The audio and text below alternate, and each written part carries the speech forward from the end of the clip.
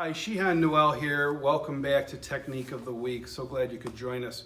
Today we're going to be working on a sequel to a video we did earlier called Nikyo. We taught a wrist lock where we taught a wrist lock technique where the hand is flexed this way.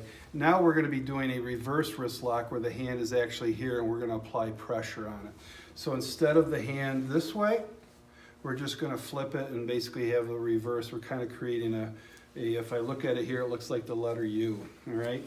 And so the way to get into this, and this has a lot of applications. It could be anytime the hand opens. He could even have a fist, and if I'm doing something to open that hand up, as I strike him here and he opens that hand up, I can bring that technique to play. So essentially, to get into this for practice, is I want to cover his arm with this arm. So all I'm doing is bringing this over.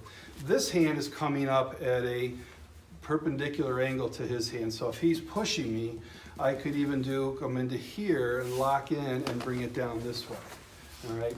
I like this technique because it really gives you a lot of leverage. There is a variation on this, or actually the original version of this was where you come in, you still create that right angle, but you're essentially holding the arm here and you're doing a percussion. And you're basically coming in and striking the hand so it looks like this and take him down. Problem is you don't have control with it as much as you do with this technique that we're covering today, the reverse wrist lock. Essentially all I'm doing is I'm pushing him here, bringing this in and taking him down. Let's try it from the other angle. So he comes in, I'm basically sidestepping. We've covered that in an earlier video where he's created, there's a center line here where he's attacking me and I'm basically moving, creating a different center line. I could, of course, just block a strike and do some percussion, but I want to control the situation. So essentially what I'm doing is I'm blocking here, bringing this hand up in a perpendicular fashion, and then turning his arm. I can leave his arm vertical, but it doesn't create nearly as much stress on the joints as this does.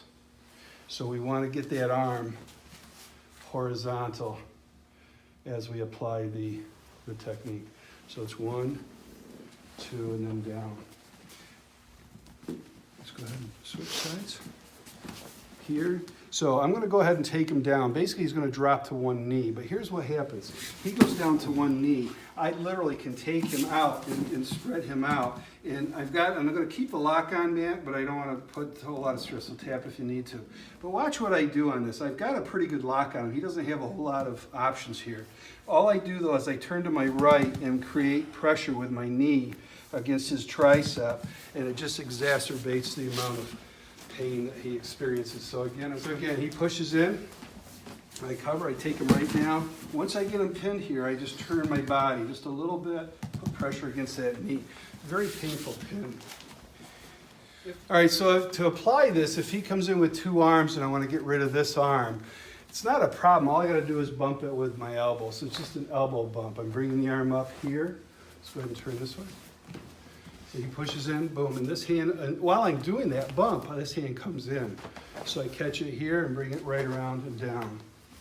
So again, here, boom.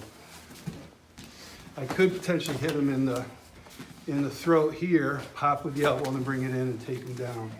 So while I'm doing that elbow technique, this hand is coming up and I'm basically applying that perpendicular angle and then bringing it in.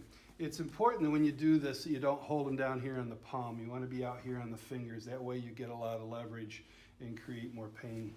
So again, he pushes here and then down.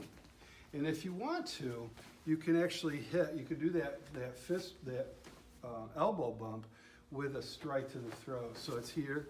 He's going to push. Go ahead and push. Okay. Here. Again, pop, boom, and down. All right. So that is the reverse wrist lock. Again, all I'm doing is laying this hand over. I'm creating a right angle. Let's turn this way. So I'm coming in at a right angle. This hand just lays right over. I grab my own wrist. My elbow lays over the top of his arm. And then all I'm doing is I'm just pushing down this way. And I can, as I showed you, I can either take him to the ground and hit him or kick him, leave, whatever, or I can pin him to the ground. So 1, 2, 3. Do it again. 1, 2, 3. It's important that you maintain a close proximity. You don't want to be back here. You don't want to be leaning into it. You want to make sure that you're keeping in good posture. You want ears over shoulders over hips. Keep your back straight. Keep in good posture. All right, so that is the technique of the week, the reversed wrist lock. Hope you enjoyed today's lesson. I'm Shihan Noel. We look forward to seeing you in a future video. Take care.